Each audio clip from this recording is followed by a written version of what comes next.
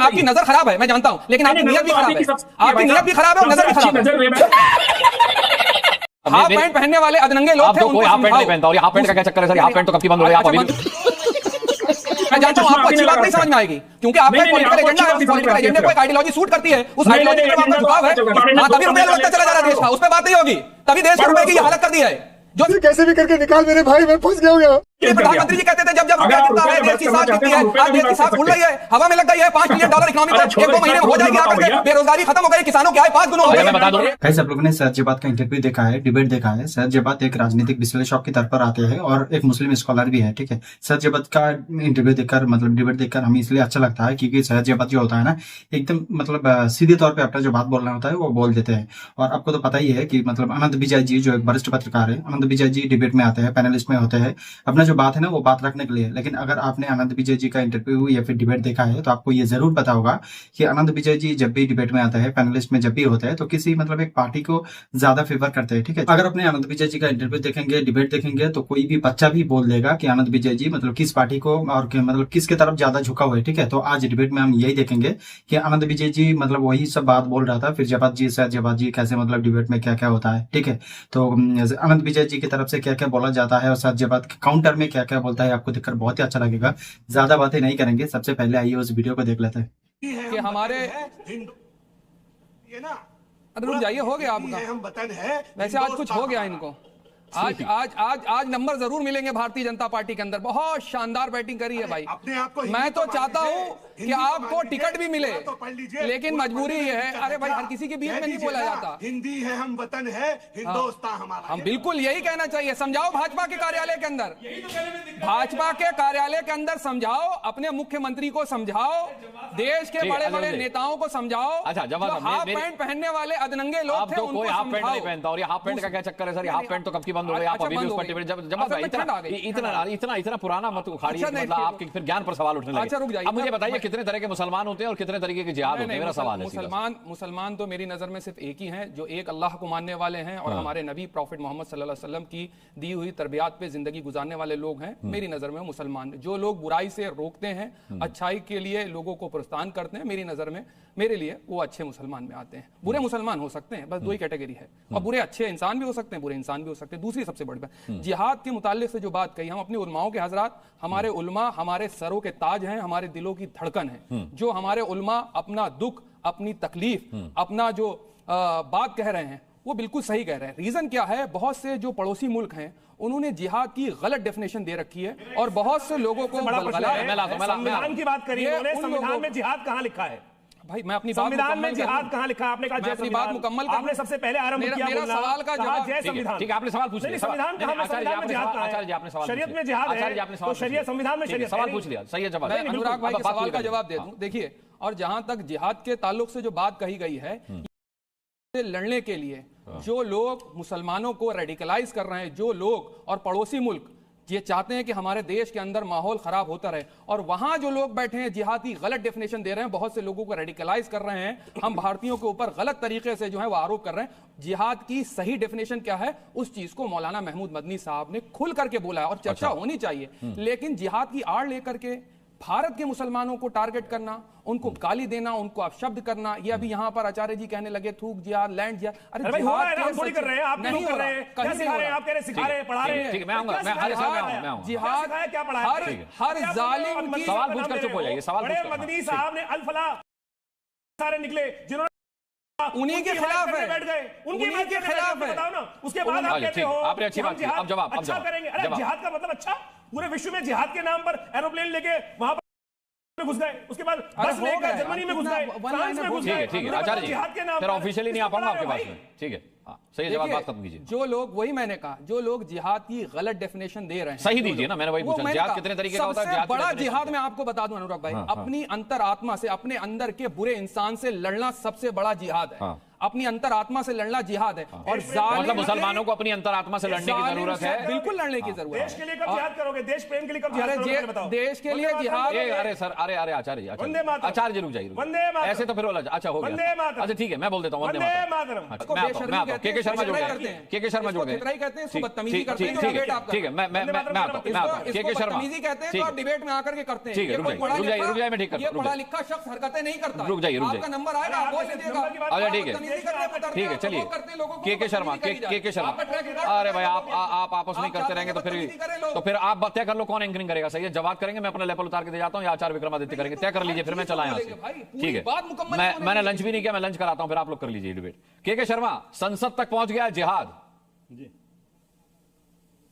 देखिए अनुराग जी, आपके मूल जो विषय है उससे ये डिबेट कहीं इतर जा रही है। हाँ।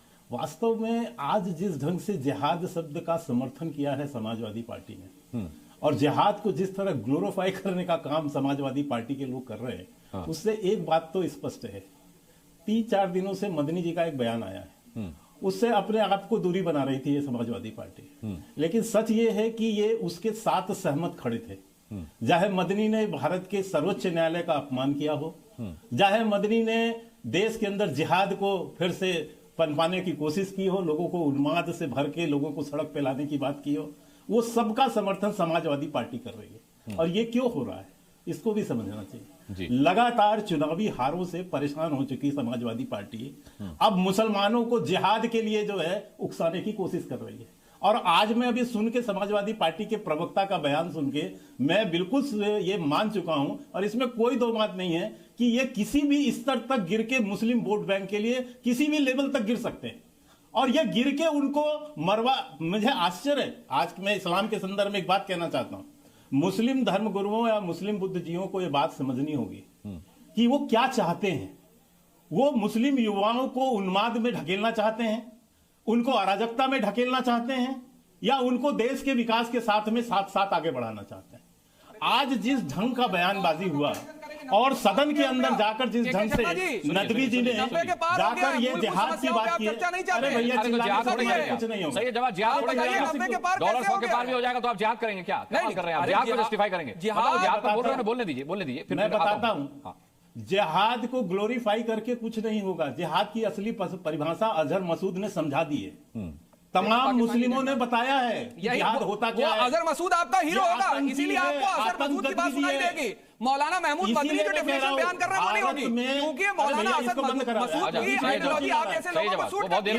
जिन्ना की बाजार में जाने वाले आपकी पॉलिटिकल पार्टी के लोग हैं, पाकिस्तान के अंदर बिरयानी खाने वाले लोग, बिरयानी खाने के बाद पाकिस्तान की ऐसी तैसी भी करिए, बिरयानी खाने के बाद उसी पाकिस्तान की ऐसी तैसी भी करिए। सैयद जवाब, आप बिरयानी के बाद आपने सफा पलटा नहीं, बिरयानी के बाद का सफा आपने पलटा नहीं। मौलाना अजहर मसूद की बात इसलिए अच्छी लगेगी, मसूद की बात अच्छी नहीं लग रही है जिस तरीके से। अच्छा मसूद अजहर को छोड़ दीजिए, जो व्हाइट कलर मॉड्यूल ने समझाया जिहाद का मतलब, वो जिहाद कौन सा है और आपका जिहाद कौन सा है? और ये जो आपके मदरसे में पढ़ने वाले बच्चे, इन्हें जिहाद का मतलब कौन समझाएगा कि ये वो जिहाद नहीं है जो अजहर मसूद वाला है? तो ये कौन समझाएगा? ये कौन समझाएगा मुस्लिम बच्चों को? ये कौन समझाएगा कि आप किस जिहाद की बात कर रहे हैं? लोगों को वही समझ में आएगा पाकिस्तानी, ये गलत बात है, ये गलत बात। असली पाकिस्तानी प्रेमी लोग हैं, इनकी नस्लों ने पाकिस्तान। अब के शर्मा की बात पूरी हो जाने देते हैं, अनंत विजय भी है मेरे साथ। ठीक है, वो जिन्ना के समर्थक थे, इसीलिए इनका पाकिस्तान प्रेम निकल के चला है। अब सुन लीजिए, मदनी साहब की जो सच्ची बात है वो इनको बताता हूं। अरे महमूद मदनी साहब की जन्म पत्री लेके थोड़े बैठेंगे कौन सी सच्ची बात है, कौन सी अच्छी बात है? जो बयान वो दे रहे हैं उस पर चर्चा हो रही है। ठीक है, ठीक है, अब आपने बात कह ली अपनी। अरे अब आपने अपनी बात कह ली, अब के शर्मा को सुन लीजिए, बोलिए सर। मैं सैयद जवाद को एक बात बताना चाहता हूं। आप भारत में रहते हैं, 140 करोड़ जनता इस भारत के लोकतंत्र पे विश्वास करती है। यहां आपका सरिया कानून चलने वाला नहीं है। चाहता हूं कि सपा को भी समझ लेना चाहिए। ठीक है, सपा के पास भी जाता हूं। तारिक भाई आपके पास आता हूं। भी कोई जगह नहीं बची है। ठीक है, मैं आनंद विजय। अच्छा ठीक है भाई, अरे रुक जाइए, अभी और भी गेस्ट बचे हैं, फिर मेरे को लंच करने जाने दीजिए। सही है, जवाब अब एंकरिंग करेंगे आगे। सवाल कर रहे हो आप लोग? अच्छा ठीक है, अनंत विजय। अब आज हम सुन रहे हैं कि गुड जिहाद और बैड जिहाद भी हो गया है। गुड मुसलमान बैड मुसलमान भी हो गया। गुड मुसलमान, पॉलिटिकल मुसलमान, फर्जी मुसलमान, पता नहीं कितने मुसलमान आज बता दिए। मैं तो एक ही मुसलमान जानता हूं भाई। दूसरी बात मैं ये सुन रहा था, अभी किसी ने बड़े अच्छे से कहा कि तमाम उलमा जो है हमारे ताज हैं। मैं ये जानना चाहता हूं कि किसी ताज ने क्या ये जो अल फलाह यूनिवर्सिटी और तमाम जो डॉक्टर में शामिल हुए, कोई इसकी निंदा की है किसी ने? कोई एक इनके मजलिस से किसी एक तंजीम से? चुप रहो भैया, चुप रहो भैया, 20 साल से काम बोले दीजिए। मैं आला काउंटर के लिए लाऊंगा आपको। सैयद जवाद साहब फिर आप बोल नहीं पाओगे, सैयद जवाद साहब फिर आप बोल नहीं पाओगे। नहीं, हम आप तो बहुत सारे सत्यवादी हरिश्चंद्र पर खड़े हुए वहां ना हम थोड़े, है ना, कि आपके मुंह से सब सत्य ही निकल रहा है। प्लीज आप दूसरों को भी सुनने का धैर्य रखिए, इतना मतलब अपने संस्कारों का सार्वजनिक प्रदर्शन ना करिए टीवी पर।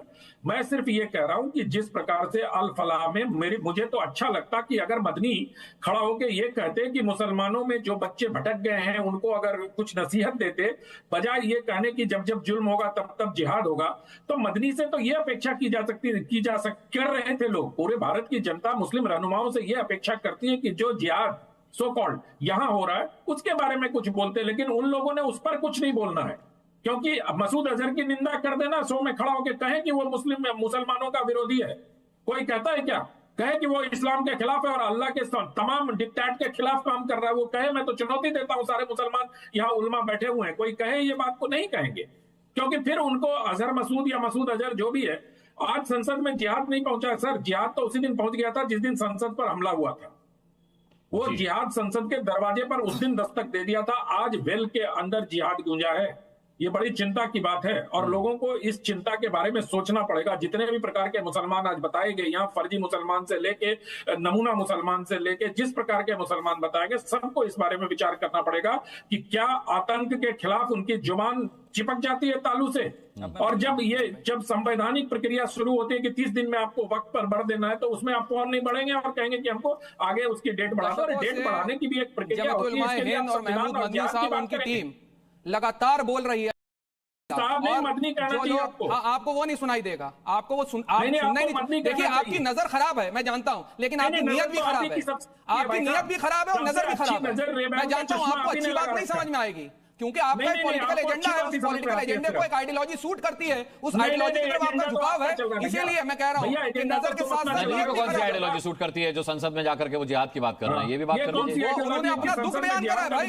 अगर कोई वो है ना, ये कत्ल भी करते हैं तो चर्चा नहीं होता, हम आ भी करते हैं तो हो जाते हैं बदनाम। अगर दुख और तकलीफ आदमी बयान कर रहा है आज की डेट में, जिस तरीके को अकलियतों पर टारगेट करा जा रहा है, ये तो इंटरनेशनल रिपोर्ट कह रही है भाई।